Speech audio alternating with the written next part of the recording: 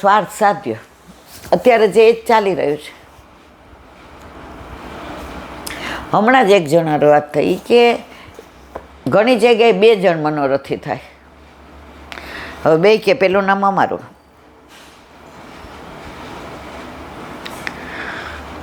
નામના લીધે 2 ઝઘડે. ઠાકોરજી કે આમાં હું તો કઈ વચ્ચે આવતો જ નથી, એ 2ને જ પ્રતિષ્ઠા કરવી છે. પણ ત્રીજો ડાયો માણસ હતો, એને આ રસ્તો કાઢ્યો. એ કે એક જણ 10,000 વધુ ખર્ચો, એટલે એ પહેલો ને ઓલો બીજો. બોલો કે હું 20 ખર્ચું, એ કે બાજો. આ પ્રતિષ્ઠા જોઈશ બધાને. મેં મનોરથ કરાવ્યો, મેં ધર્મશાળામાં રૂમ બંધાવી. અરે ઘણા તો ખુરશી 4 મુકાવી હોય ને મંદિરમાં, તો એ ખુરશીમાં નામ હોય, અને કોઈ બેઠું હોય ને એ આવે ને, એ ઊભા થાવ, આ ખુરશી મેં અલા અરર. અત્યારે પરિસ્થિતિ આ છે. પહેલા તો ક્યાંય નામ નહોતા હોતા. નામ એનો નાશ. તમને નામ થઈ ગયું, પ્રભુ કે બસ તારા બેયના હિસાબ પૂરા થઈ ગયા. તારે ને મારે તો લેવા નહીંતર દેવા.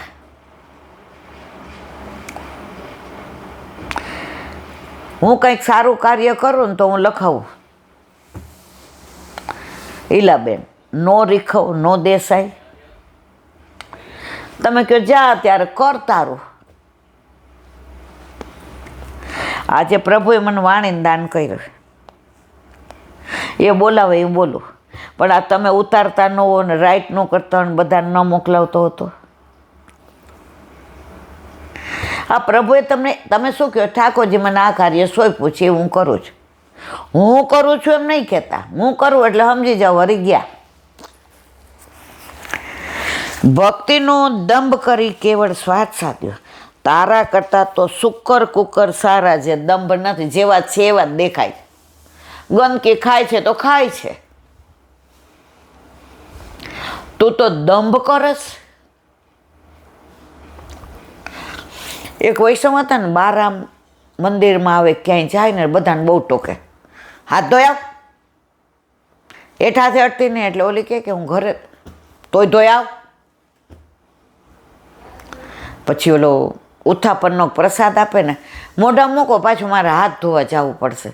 બધા કે આમના ઘરે આચાર વિચાર બહુ હોય, કે એવા વખાણ કરે.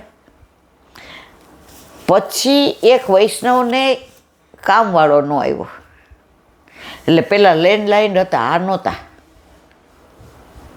એટલે એમને ખબર હતી કે આમના ઘરે 2 કામવાળા છે, એક વાસણ ઘસવા વાળો છે અને એક કચરા પોતું ને બહાર ચોક ધોવા. એટલે બિચારી એની વહુને કીધું, એ કે લે પૂછી આવી દો, રોકડીમાં આવે તો તારે પૂરા દિવસો છે, તારાથી આમ પોતું થશે ને, એને હું નહીં કરી શકું.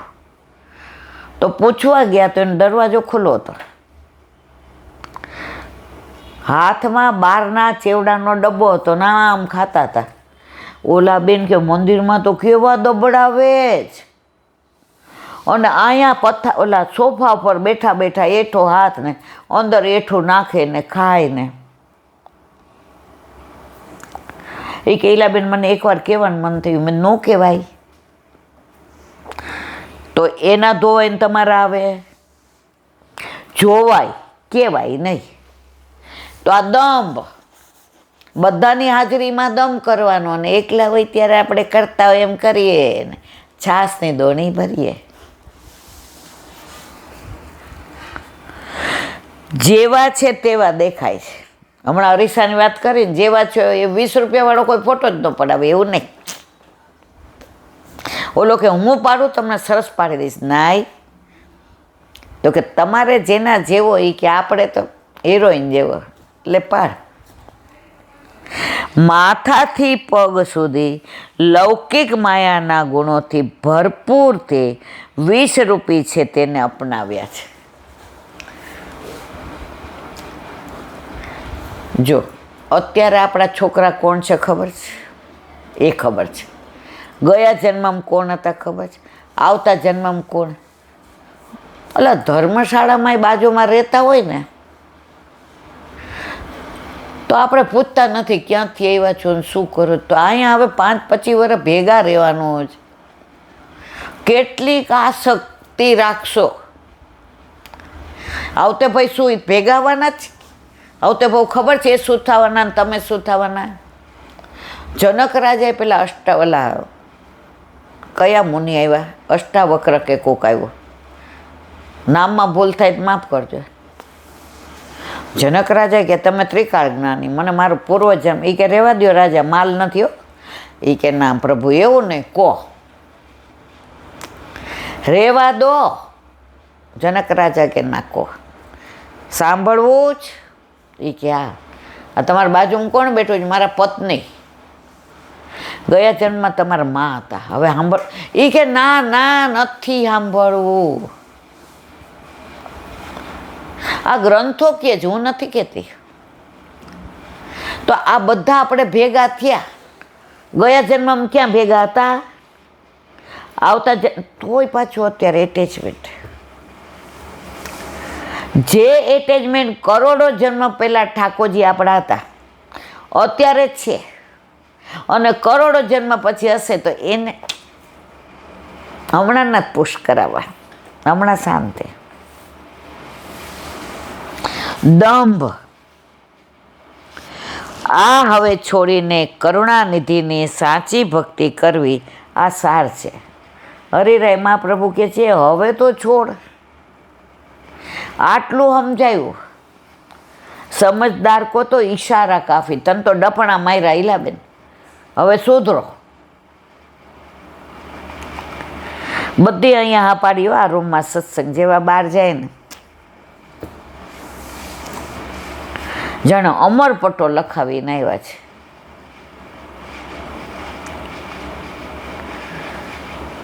પગ સખત દુખે, અહીંયા બોલીએ, બહાર જઈએ. એ લૌકિક વાતો કરવા માંડે ભૂલી જાય પાછા.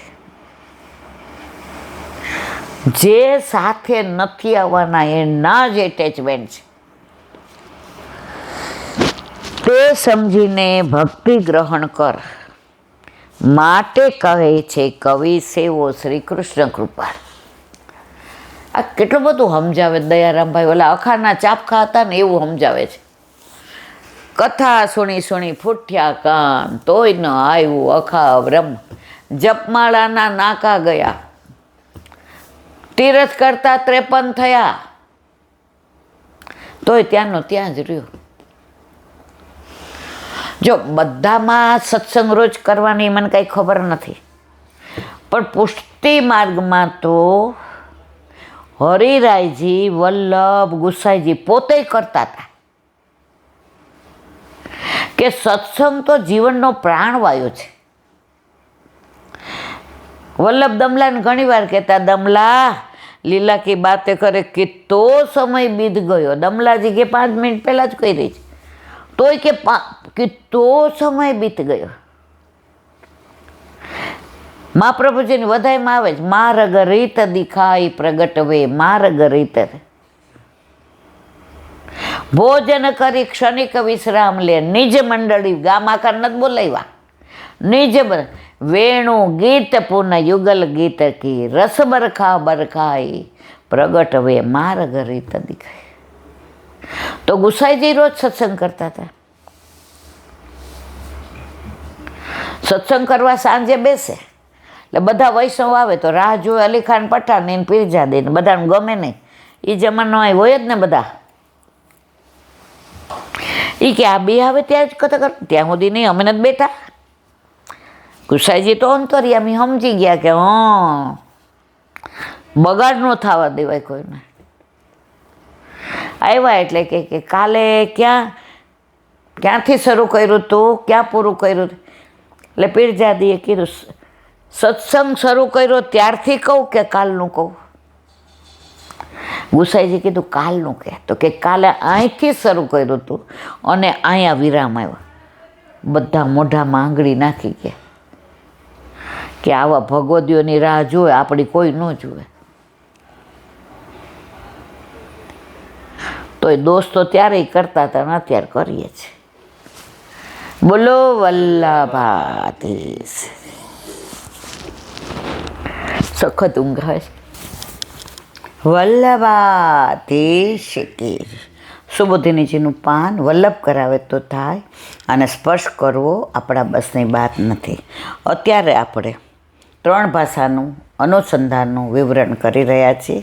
એમાં આગળ કાલે આપણે કેરીનો દાખલો આપ્યો હતો કે કેરીનો રસ છે વાડકામાં, એ સમાધિ ભાષા, અને ગોટલા ને છોટલા છે રસ તો ખરો જ, સ્વાદે એવો,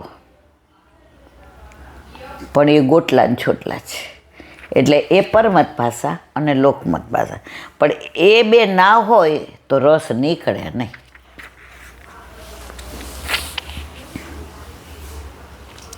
તો કેરીના દ્રષ્ટાંતથી ખૂબ સુંદર રીતે વાત સમજી ગયા હશો.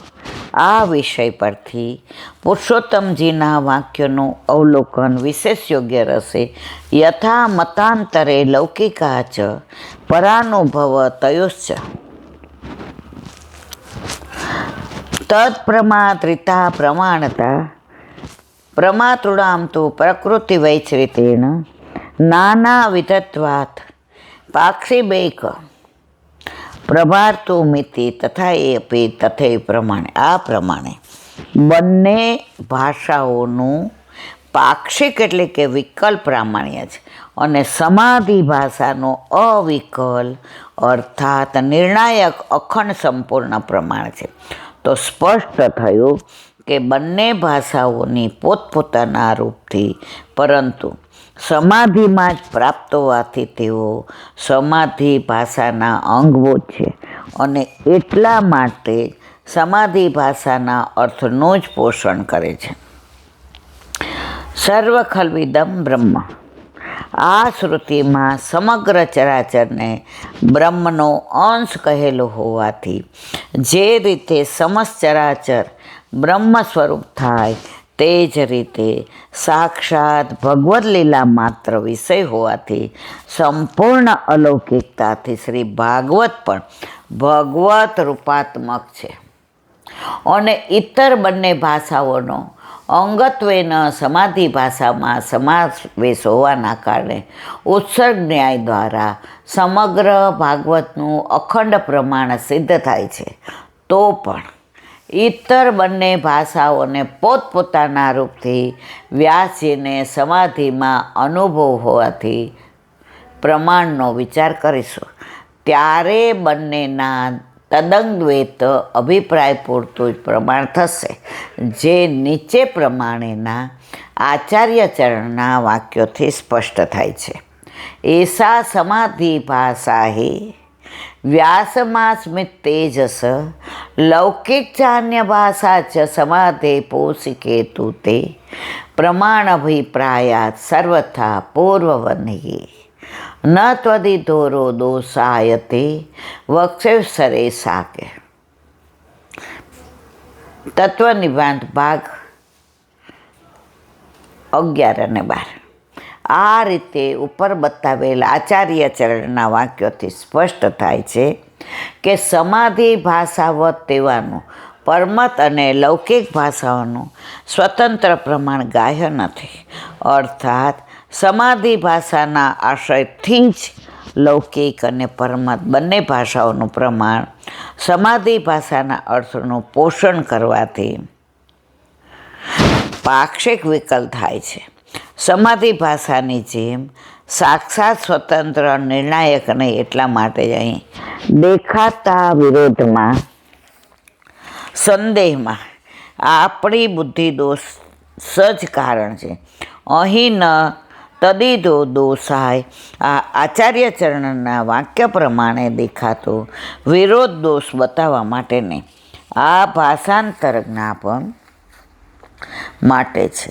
એટલે ઉત્સર્ગથી સંપૂર્ણ ભાગવત સમાધિ ભાષા હોવાથી પ્રમાણ છે, જેનું વિવેચન આપણે પ્રથમ લક્ષણ પ્રકરણમાં કરી ગયા, તેથી કરીને વિસ્તાર કરવામાં આવ્યું નથી. તો આ રીતે જ્યારે પ્રમાણનો વિચાર કરવામાં આવે ત્યારે સમાધિ ભાષા જ મુખ્ય પ્રમાણરૂપ ગ્રહણ કરાશે. આ બધું છે ને, જો સમજવાનો પ્રયત્ન કરીએ સમજાય. પણ આ બધામાં આપણે તો જે ઠાકોરજીની લીલાઓ છે બધી, એની અંદર જે આનંદ આવે, આમાં થોડું આપણને અઘરું પડે. અને ઇતર બંને ભાષાઓ અભિપ્રાય પૂર્તિ ગ્રહણ કરાશે. જો આવ્યું, જ્યારે સમગ્ર ભાગવતના અખંડ સ્વરૂપના દર્શન કરવાનો સમય આવે ત્યારે તે કઈ રીતે સિદ્ધ થાય તે હવે આગળ સમન્વય સાધન પ્રમાણે જોઈશું. બોલો વલ્લભાત શ્રીમદ ભાગવત અને મારા ગુરુદેવ प्रणाम करूँ छू. चंद्र सरोवर पे सूरदास जी के द्वार पे मेरा दंडवत प्रणाम. सुरभि कुंड पे परमानंदास जी के द्वार पे मेरा दंडवत प्रणाम. जमुनावता पे संकर्षण कुंड पे कुंभनदास जी के द्वार पे मेरा दंडवत प्रणाम.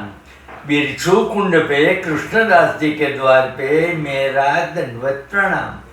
कदम खंडी पे गोविंद स्वामी के द्वार पे मेरा दंडवत प्रणाम. अप्सरा कुंड पे चित्त स्वामी के द्वार पे मेरा दंडवत प्रणाम. मानसी गंगा पे नंददास जी के द्वार पे मेरा दंडवत प्रणाम. વ્રજ कुंड पे चंद्रदास जी के द्वार पे मेरा दंडवत प्रणाम.